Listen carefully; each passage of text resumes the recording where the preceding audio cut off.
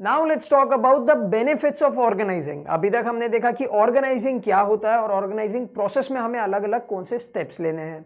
अब हम बात करते हैं कि ये ऑर्गेनाइजिंग जो फंक्शन है मैनेजमेंट का, अगर मैनेजमेंट ये फंक्शन को फॉलो करती है तो उसके क्या क्या एडवांटेजेस या क्या क्या बेनिफिट्स होते हैं।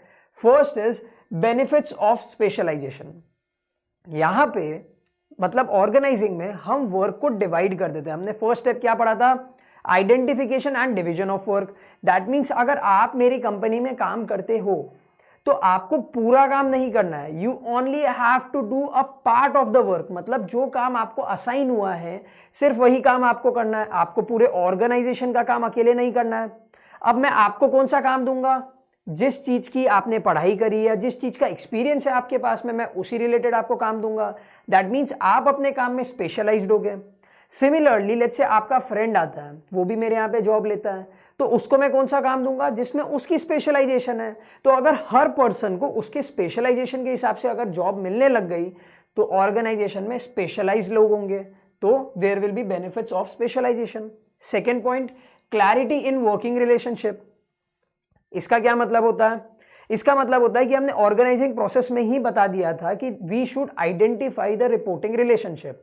दैट मीन्स कौन सा पर्सन किसको आंसरेबल है, कौन सा एम्प्लॉय किसको आंसरेबल है, या फिर कौन से एम्प्लॉय को किससे ऑर्डर लेना है, ये बहुत क्लियरली हम पहले ही बता देते हैं। इससे क्या होता है, इससे डुप्लीकेशन नहीं होता है, कंफ्यूजन नहीं होता है माइंड में। हमने हेनरी फेयोल के प्रिंसिपल में पढ़ा था unity in command. That means one subordinate should only receive order from one superior, नहीं तो वो कंफ्यूज हो जाता है। अब यहां पे हमने कंफ्यूजिंग का चांस ही नहीं दिया। हमने क्या किया, पहले ही बता दिया कि आप इसको आंसर दोगे और आप इन्हीं से ऑर्डर लोगे खाली।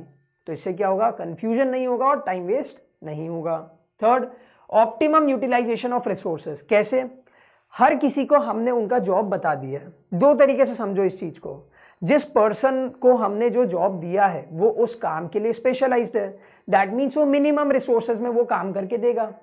दूसरा, हमने हर पर्सन को अलग अलग काम दिया है, दैट मीन्स डुप्लीकेशन नहीं होगा वर्क का, ओवरलैपिंग नहीं होगा वर्क का, हर पर्सन सिर्फ अपना ही काम कर रहा है, तो रिसोर्सेज वेस्ट नहीं होंगे। इमेजिन करो आप लोग गोवा जा रहे थे, ठीक है, और आप लोग ने किसी ने डिसाइड नहीं किया कि खाने का अरेंजमेंट कौन करने वाला है, और दो तीन फ्रेंड सबको ही खाना ले आए, तो अब क्या होगा, वेस्ट होएगा खाना, तो there will be wastage of resource. But organizing में वी मेक क्लियर कि हर पर्सन को अलग अलग काम मिले, तो उससे क्या होगा, डुप्लीकेशन नहीं होगा। Next, adoption to change. देखो, अगर कोई सिंगल पर्सन काम करता है ना तो उसके लिए चेंजेस को अडॉप्ट करना बहुत डिफिकल्ट होता है। बट ऑर्गेनाइजिंग में हम क्या करते हैं, हम अलग अलग डिपार्टमेंट बना देते हैं, बीट फंक्शनल और बीट डिविजनल, हम डिपार्टमेंट्स बनाते हैं। दैट मीन्स पूरी टीम एक साथ में काम करती है।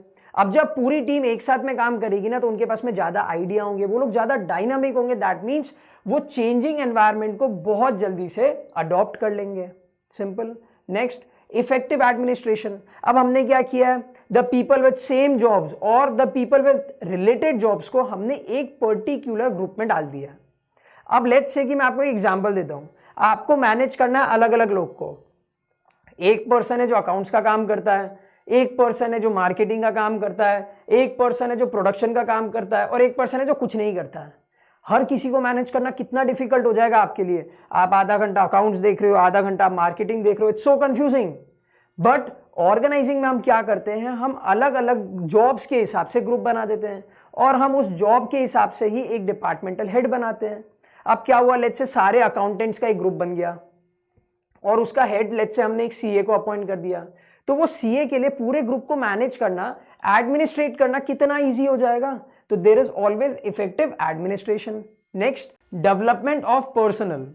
अब ऑर्गेनाइजिंग में एक चीज होती है, एक एलिमेंट होता है जिसको हम बोलते हैं डेलीगेशन। डेलीगेशन का मतलब क्या होता है, जब एक मैनेजर अपना काम, अपनी अथॉरिटी, अपनी रिस्पॉन्सिबिलिटी अपने कोई सबऑर्डिनेट को ट्रांसफर करता है।